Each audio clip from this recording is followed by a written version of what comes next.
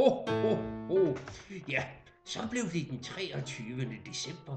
Det er lille juleaften, og her på julemandens værksted er vi ved at lægge hånd på de aller sidste gaver. Faktisk så mangler der kun én eneste gave. Og det kommer lige her. Tak skal du have, Nisse. Tak skal du have. Nisserne har arbejdet hårdt med at lave gaver, og nu er vi ved at være klar til at pakke kagen. Når kagen er pakket, ja, så skal jeg have mig en god lang lur, inden jeg skal afsted i morgen, hvor det er juleaften.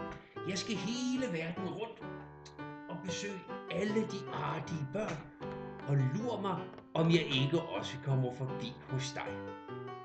Men du skal nok holde godt øje, hvis du skal nå at se mig, for jeg har jo rasende travlt. Så måske ser du kun min skygge, eller måske ser du kun mine fodspor. Hvem ved, men bare rolig, jeg skal nok komme forbi. Men nu vil jeg lige have mig en portion af min allerbedste livret. Det er risengrød med ekstra stor smørklat, og dertil, der skal jeg have mig en rigtig god nisseøl. Kan I nu alle sammen have en rigtig god og glædelig jul? Ho,